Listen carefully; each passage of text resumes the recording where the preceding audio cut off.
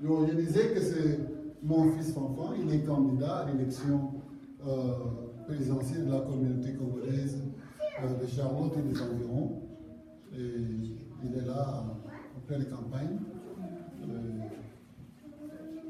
Je voudrais lui remettre la parole parce qu'il sait bien parler.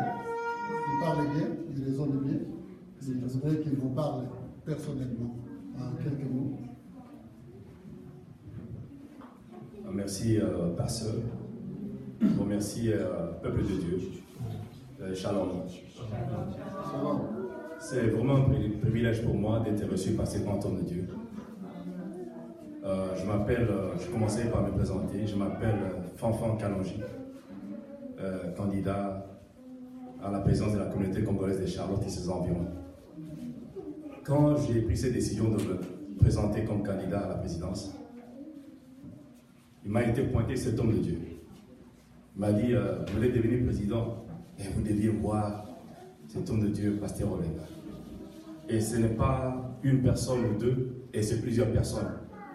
Enfin, je l'ai vu, je l'ai rencontré.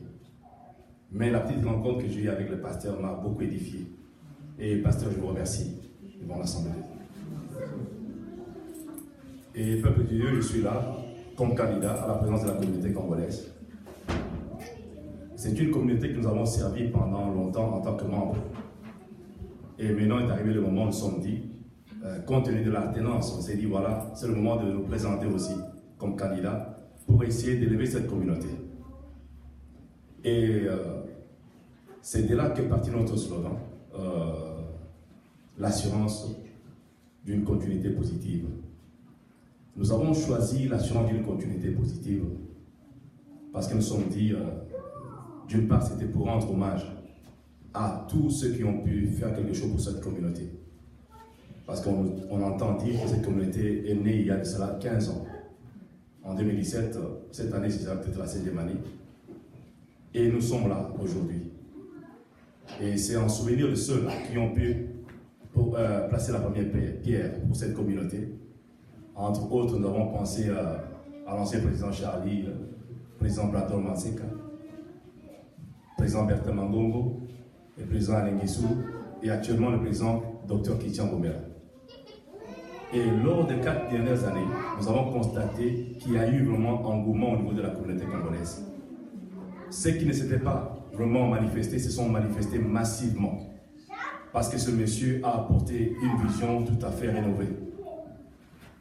Alors nous avons constaté qu'il y a eu une transparence au niveau de la gestion financière de la communauté. La clé principale des discours au niveau de la communauté. Mais il a pu apporter une transparence là-dessus. Les comptes sont exposés au niveau de website. Si vous avez les informations, besoin des informations, vous les avez. Les contributions sont exposées. Quand il y a un problème de deuil, on a la situation. Il y a ce problème de communication aussi qui a connu une transformation.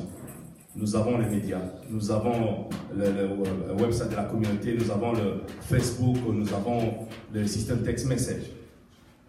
Et est venu maintenant le grand projet de la construction d'un centre culturel congolais dans la ville de Charlotte. Alors nous avons vraiment embrassé l'idée avec joie parce qu'on s'est dit, ah, enfin, il y a un projet en tant que Congolais dans cette communauté que nous pouvons réaliser. La construction d'un centre. Ça paraît grandiose, mais nous pouvons le faire. Parce que qu'est-ce qui va se passer? Nous sommes venus dans ce pays. Nous allons grandir, vieillir, parler. Et nous allons passer. Et je vois des jeunes qui sont en train de naître, grandir. Et des fois, ils n'auront même pas souvenance de nous. Ils ne sauront même pas que nous étions passés par ici. Mais pourquoi ne pas créer un centre qui puisse permettre à ces jeunes de pouvoir retracer leurs origines? Parce que c'est tout à fait vraiment important. C'est comme, on dirait, un cordon ombilical qu'on ne pourrait s'en passer. Donc c'est ainsi que nous avons soutenu cette idée de la construction d'un centre culturel congolais dans la ville de Charlotte. Au sein du centre, nous aurons tout. Tous les petits besoins de la communauté, nous aurons dans ces centres-là. Où les enfants peuvent se retrouver, se recréer. Où nous-mêmes, membres de la communauté congolaise, nous pouvons nous retrouver là-bas. Et passer des moments de communion vraiment bénéfiques. Alors c'est ainsi que nous avons appuyé cette idée. Et bientôt Christian s'en va. Et nous sommes venus, nous disons, effectivement, nous sommes pour la continuité. Parce que nous n'allons pas venir avec un système de table rase. Donc quand les gens s'en vont, tout est passé à l'oubli. Nous allons continuer. Et après nous, il y aura des gens qui viendront. Mais pour continuer ces projets, nous avons besoin d'un plus grand nombre de Congolais se manifester. Alors, nous avons pensé comment accroître la communauté congolaise, parce qu'elle est estimée à 2 000 à 3 000 personnes. Mais sur la liste de la communauté, il n'y a que 260 personnes, même pas un dixième de cette population. Nous nous disons, mais qu'est-ce qui se passe? Alors, dans ces soucis de pouvoir éveiller la conscience de la communauté congolaise, nous avons dit que nous allons créer des petites cellules autour de la ville de Charlotte. Parce que la ville de Charlotte s'agrandit. Les gens sont éparpillés par-ci par-là. Il y aura peut-être du côté des mafieux, on pourrait créer une cellule, Concorde, Interswil, tout ça, et pour essayer un peu de décentraliser le système de pouvoir de la communauté congolaise au niveau de périphérie. Et ce qui va nous permettre de pouvoir atteindre un plus grand nombre de compatriotes congolais, en fait de les sensibiliser, de sortir de leur, je dirais, ghetto, pour que nous puissions ensemble accomplir ce projet. Parce que ça va demander de l'argent. Et tout ça, ça demande effectivement l'appui de tout un chacun. Il y a ce problème de la jeunesse. Nous sommes dit, la jeunesse est là. Nous encourageons la jeunesse à pouvoir étudier, poursuivre les études universitaires, et même les personnes âgées de pouvoir suivre les formations. Et ça va aider à cela de pouvoir améliorer les conditions d'existence dans la ville de Charlotte. Et une fois les conditions d'existence améliorées, la communauté aussi va en bénéficier. Et nous avons pensé aussi soutenir les activités des églises. Parce que nous avons bien aimés frères qui ont des églises dans la communauté congolaise. Nous devons les soutenir. Il y a des actions qui sont lancées, des séminaires, des campagnes, tout ça. Et nous n'allons pas seulement en faire l'affaire de cette église, c'est l'affaire de toute une communauté. Nous, en tant que communauté, nous devons diffuser la nouvelle à travers tout le monde de la communauté. Pour ceux qui sont disponibles de pouvoir venir se présenter parce que chacun a sa portion. Et nous avons pensé aussi au problème des assurances communautaires. Parce que la communauté a besoin des assurances.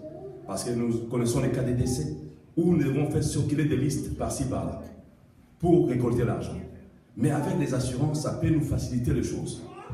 Nous avons pensé aussi à soutenir les jeunes parce qu'ils ont des équipes de football, tout ça. On s'est dit, pourquoi pas les encourager? Parce que c'est aussi une façon de pouvoir ramener les jeunes un peu vers la communauté. C'est comme s'ils sont en train de créer un monde à part, mais ils font partie de la communauté. Nous allons soutenir les jeunes peut-être par un moyen de transport, nous allons les soutenir par les équipements sportifs, et tout ça c'est un moyen de les inciter à s'intéresser à la communauté. Et nous avons aussi pensé aux petites et moyennes entreprises de membres de la communauté congolaise, parce que c'est très important parce que plus ces entreprises croissent, et la communauté aussi va avoir de fonds pour pouvoir évoluer. Et nous allons le supporter parce que quand il y a peut-être de nouveaux venus qui viendront, qui n'ont pas de travail, on peut les orienter vers ces entreprises qui peuvent les aider aussi à se retrouver. Et ces entreprises aussi peuvent aussi créer des séminaires de formation au niveau de certains autres membres qui veulent aussi créer des entreprises pour avoir une idée de ce qu'est une entreprise. Et nous avons en même temps pensé comment faire en sorte que nous puissions aussi être en bonne relation avec les autres communautés dans la ville de Charlotte.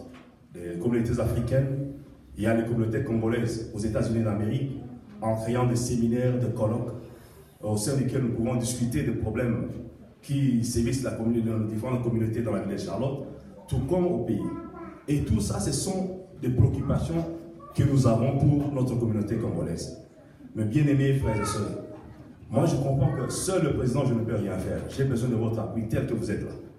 Parce que pour que cette communauté avance, on a besoin de tout un chacun. Alors manifestez-vous. Parce que le 20 janvier 2018, nous aurons un débat contradictoire où il y aura moi et l'autre candidat, mon adversaire, où nous allons discuter. Chacun va présenter son plan d'action. Je suis en train de vous présenter un plan d'action qui n'est pas de genre fiction. C'est un plan d'action réaliste. Je y ai parlé avec des compatriotes. Nous avons palpé les problèmes réels de la communauté. C'est ainsi que je vous dis, voilà ce que je vous transmets comme plan. Ce n'est pas pour impressionner. c'est un plan qui permettra à résoudre le problème de la communauté congolaise. Il y a aussi un problème que j'ai manqué de vous souligner, le problème de l'intégration des nouveaux venus. C'est un problème important. Ceux-là viennent, ils ne savent pas où commencer. Mais la communauté devrait les aider à s'intégrer dans la communauté. Et nous avons pris conscience de cela. On s'est dit, voilà, nous allons nous y atteler pour intégrer ces jeunes dans la communauté. Je prendrai un exemple banal. Quelqu'un qui arrive, qui va aller faire le driver license. Il y a un compatriote qui veut l'aider, qui dit, voilà, pour interpréter pour toi, tu dois me payer 200, 300 $. Moi, je trouve que vraiment, c'est un manque d'amour.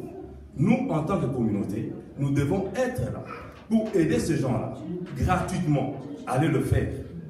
C'est ça notre devoir.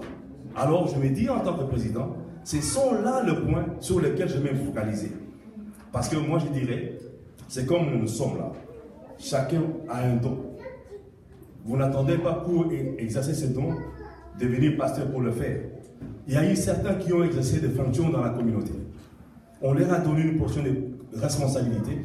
Ils n'ont pas pu se manifester. Ils n'ont pas pu se démarquer.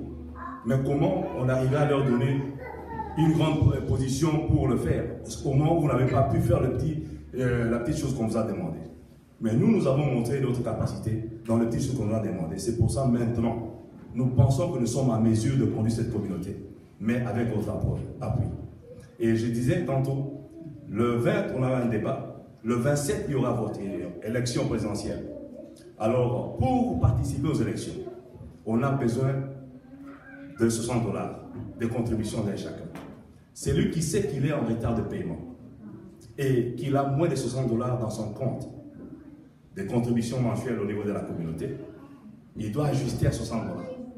Dès qu'il atteint 60 $, ça peut lui permettre de voter. Alors, après les élections, ce ne serait pas tout. C'est là qu'on commencera notre mandat et nous aurons besoin de votre soutien en raison de 5 $ par mois. Et par année, on aura 60 $ et pour notre mandat de 4 ans, ce serait 240 $. Et là, d'une manière succincte, mon projet de société, vraiment, je vous remercie de votre attention et encore, pasteur, merci une fois de plus pour cette opportunité. Vraiment que Dieu vous bénisse.